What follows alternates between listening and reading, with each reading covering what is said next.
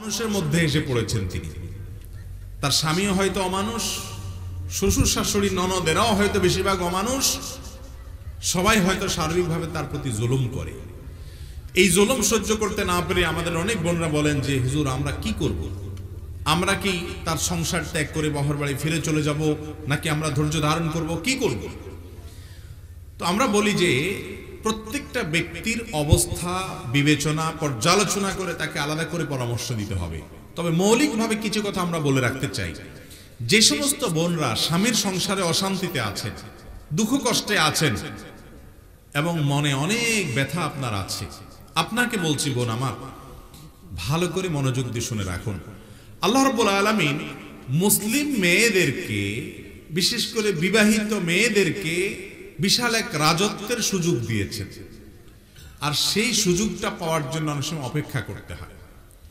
এটা ঠিক যে আমাদের সমাজে বড় একটা অংশ দিন দিন কমে যাচ্ছে আলহামদুলিল্লাহ এই অপরাধের মাত্রা, কিন্তু বড় একটা অংশের মধ্যে এখনই অপরাধটা আছে যে পরের ঘরের একটা মেয়ে আসছে, মেয়েটা তার বাপ ভাই বোন আপনজন ছোটবেলা থেকে যে ভাই বোনের সাথে বড় হয়েছে, কত মহব্বত কত ভালোবাসা, তাদের সবাইকে রেখে, নিজের ছোট বোনটা বড় বোনটা মা বাবা সবাইকে রেখে চিরজীবনের জন্য সারা জীবনের জন্য আরেকটা ফ্যামিলিতে চলে আসছে। কত বড় ত্যাগ করেছে। এই ফ্যামিলির প্রত্যেকটা মানুষের উচিত হলো তাকে প্রতিটা মুহূর্তে রেসপেক্ট করা, সম্মান করা, মায়া করা, মহব্বত করা, তার জন্য কষ্ট না হয় সেদিকটা খেয়াল করা। সেটা না করে বরং শাশুড়িও খোঁচা দেয়, ননদেও খোঁচা দেয়, শ্বশুরও হয়তো খোঁচা দেয়, স্বামী অনেক সময় অমানুষের মতো খোঁচা দেয়, খোঁটা দেয় এবং নানাভাবে কষ্ট দেয়, কথা দিয়ে কাজ দিয়ে। আছে না এগুলো আমাদের সমাজ? এই অমানুষদের পুরীতে যদি কোনো বোন পড়ে যান, আমি বলবো বোন সর্বপ্রথম কাজ হলো আপনার সবর করা, এবং যত বেশি সম্ভব সবর করবেন। একজন মুসলিম মেয়ে তার সাংসারিক জীবনে স্বামীর সংসারে যদি শুরুর দিকে অনেক কষ্টেও থাকেন, 80%-এরও বেশি হবে। এই ধরনের মেয়েরা যদি সবর করতে পারেন, ধৈর্য ধারণ করতে পারেন, একসময় তার এই দুঃখ তো আর থাকেই না, বরং আল্লাহ রাব্বুল আলামিন তাকে এমন সুখ দেন, এমন প্রশান্তি দেন যে আগের সমস্ত দুঃখ সে ভুলে যাবে।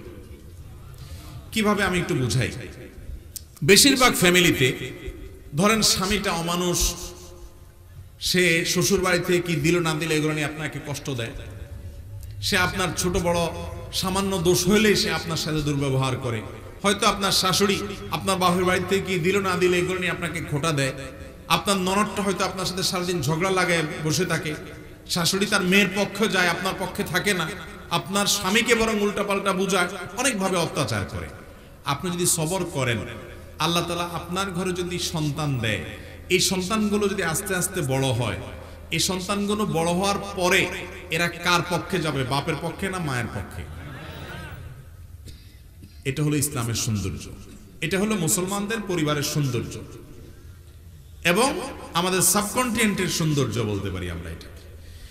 এই ছেলে মেয়েগুলো যখন বড় হবে তারা কিন্তু সব মায়ের পক্ষে থাকবে। এই ছেলে মেয়ে বড় হওয়ার পর আপনার স্বামী যে আপনার সাথে সারাদিন বেয়াদবি করেছে, কষ্ট দিয়েছে, জুলুম করেছে, ছেলে মেয়েরা 3-4টা 4-5টা ছেলে মেয়ে যখন হয়ে যাবে, এরা যখন বড় হয়ে যাবে, তখন কিন্তু আর আপনার স্বামী আপনার সাথে জুলুম করার দুঃসাহস দেখাবে না। ঠিক না বেঠিক? কারণ তখন জুলুম করলে খবর আছে, বাহিনী রেডি হয়ে গেছে। ঠিক না বেঠিক? শুধু রেডি হয়েছে তা না, আপনার শাখা বাহিনীও রেডি হবে, একটা বাহিনী না।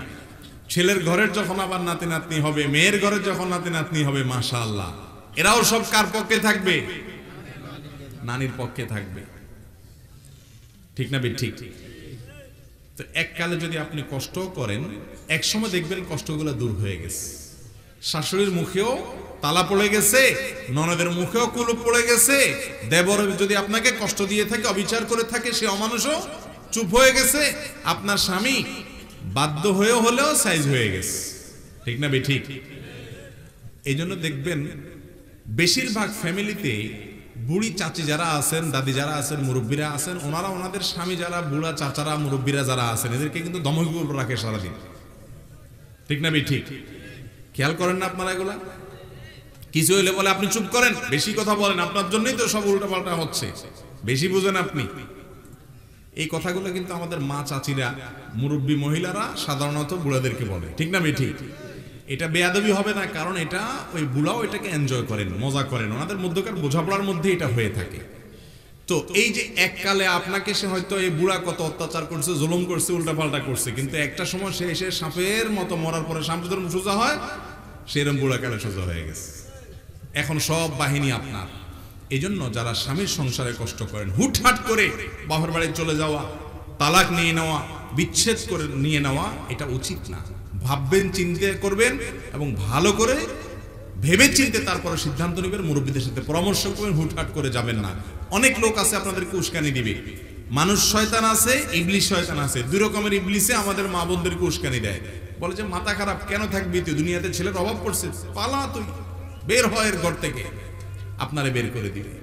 এরপরে একটা সময় আপনার মনে হবে যে না, আমার স্বামীটার কিছু ভালো গুণও তো ছিল, তখন আপনি মিস করবেন এবং দুঃখ করবেন। বিশেষ করে যারা আপনাকে উস্কানি দেয়, আমার ব্যক্তিগত অভিজ্ঞতা, বেশিরভাগ বিবাহ বিচ্ছেদের পর একটা সময় তারা আবার একত্র হতে চায়, বুঝতে পারে যে না, রাগের মাথায় আলাদা হয়ে গেছে, এটা উচিত হয় নাই। তো এই তাল দেওয়ার মানুষ অনেক পাবেন, নাইল দেওয়ার মানুষ পাবেন না।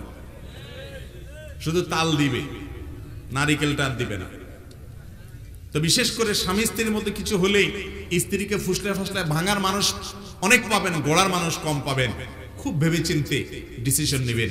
বেশিরভাগ ক্ষেত্রেই আল্লাহ রাব্বুল আলামিন, শুধু মেয়েদেরকে না, ছেলেদের ক্ষেত্রে একই কথা প্রযোজ্য। এক সময় দুঃখে থাকলে আল্লাহ তাআলা অন্য সময় সুখ দেন। ইন্না মাআল উসরি ইউসরা, কষ্টের পাশাপাশি আল্লাহ তাআলা সুখ রেখেছেন, বিধায় সবর করতে হবে। আল্লাহ তাআলা আমাদেরকে তৌফিক দান করুন।